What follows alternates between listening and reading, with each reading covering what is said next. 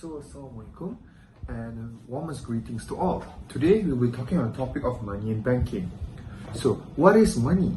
Money is defined as a commodity that's widely used and universally accepted as a mode of payment or a medium of exchange. So before money, we had barter trading. But the thing about bartering is that it was very hugely inconvenient and hugely inconsistent. You needed two people who are willing to exchange items with each other. Thus, money took its place as it was seen as a more effective and efficient approach. Money itself has undergone many evolutions over time. We started off with commodity money, which was any item deemed as valuable and can be used in the place of money. For example, we had rice, we used tobacco, we even had cowrie shells, for instance. We then moved on to metallic money, which was any kind of metal of value that is used in the place of money. We used copper, we used gold, we even used silver. It was later subsequently followed by paper money, which was money printed and circulated for the uses of transactional purposes. It was later followed by, you guessed it, bank money. Bank money, money that is deposited into your current account and your demand deposits. Last but not least, we had plastic money, which was your credit and your debit cards. Hey everyone, today we're going to talk about function of money. There are four functions of money. The first function of money is medium of exchange. When money is used to intermediate the exchange of goods and services, it is performing as a function of medium of exchange. If money cannot be stored for some period of time and still remain valuable in exchange, it will not solve the double coincidence of one problem and therefore will not be adopted as a medium of exchange.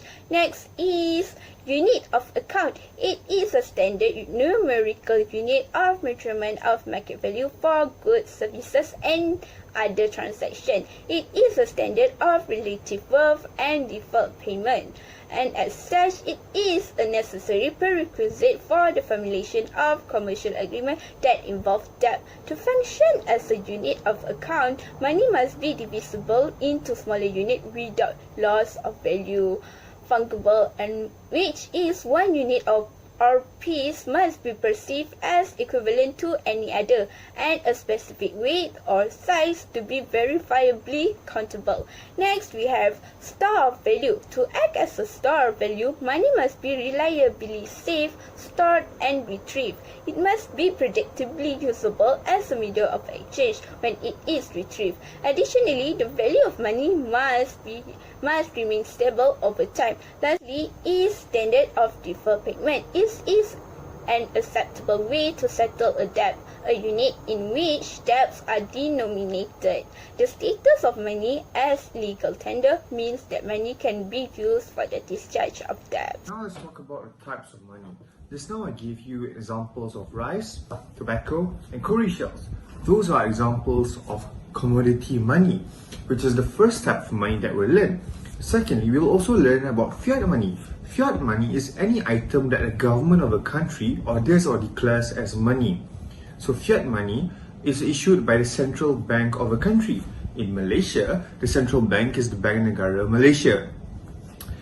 Fiat money includes paper money and also coins, as they are both included within the category of currency. Next, we have a token money.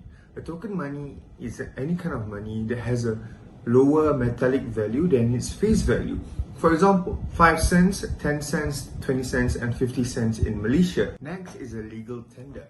A legal tender is any kind of paper money that the government approves to be accepted as a means of payment or settling debt. For Malaysia, the legal tender is Ringgit Malaysia. Thus, all kinds of transactions that happens within Malaysia will be using RM. Lastly, we have demand deposits. Demand deposits is any money that is transferable by way of check. So this is generally accepted by the public because the issuing authority is considered to be as trustworthy as another. So for example, using a check deposited for RM 1000 allows you to buy a certain amount of things with that amount stated within that check. Now, I'm going to talk about the money supply. The supply of money is controlled by Bank Negara Malaysia, or BNM. It is independent of interest rates, and it also depends on the currency issued by the central bank and policy on credit creation. There are three methods to calculate the money supply. The first one is M1, the money which can be directly used for transactions. Second one is M2, the broader definition of money comprising M1 and near money. And lastly is M3, the money supply which is the broadest in definitions. So, M1 is narrow money. M1 consists of currency or fiat money, checkable deposits or demand deposits, and traveller's check. Next, M2 is near money plus M1. Near money or quasi-money are items that highly liquid financial assets. So, M2 consists of M1, savings and fixed deposits in commercial banks, NCD, repo, and BNM certificates. In order to find near money, M1 needs to be subtracted from M2. Lastly, M3 is broad money. M3 consists of M2 and savings and fixed deposits in other financial institutions. In order to find broad near money or quasi-money, M1 needs to be subtracted from M3. Now, I am going to talk about the banking system in terms of the functions of commercial banks and the functions of central banks. But before that, we must know the classification of banks. In Malaysia, the financial system can be categorized into three groups: banking institutions, non-bank financial institutions, and non-bank financial intermediaries. Banking institutions includes central bank. This bank is owned and controlled by the government.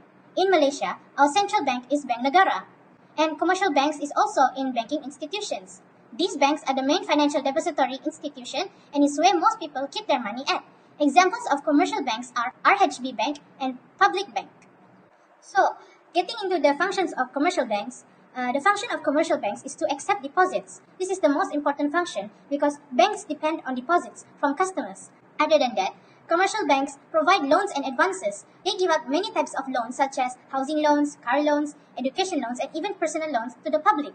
Commercial banks get profit by imposing interest to these loans. Other than that, commercial banks also provide other banking services and facilities such as internet banking and many other, including enabling fund transfers from one place to another. And the most obvious one is providing automated teller machines, which is ATM. So, moving on to central banks, the functions of central bank is issuing currency and keeping reserves. Central banks print paper currency and it's their fundamental function.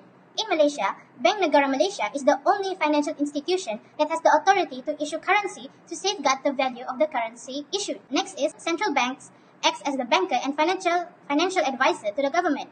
The central bank in every country acts as the banker and advisor on all important financial matters to their government. In Malaysia, BNM keeps the government's principal bank accounts, receive taxes and revenues, as well as make payments in respect of the government's expenditure. Other than that, central bank acts as the banker to other banks.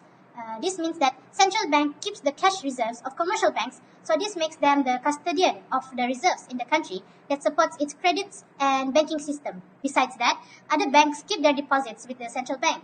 At dire times, central banks will also lend any form of help to the other banks. Apart from that, central bank also promote monetary stability and as a financial structure. Central bank is responsible to ensure a high level of employment and maintain price stability as well as keeping a reasonable balance in regards to the country's international payment. Lastly, central bank also acts as the holder of the country's stock of gold and foreign currency reserves. Other than managing the country's foreign exchange reserves, the central bank also implements the government's exchange rate and balance of payment policy. In conclusion, money and banking, savings, and other economical aspects, banks are the most reliable option for us where we can save, invest, or borrow money by given terms and conditions. That is why we can easily say that money and banking are the most important segment in economic circumstances. I hope you enjoy our group presentation and thank you for watching.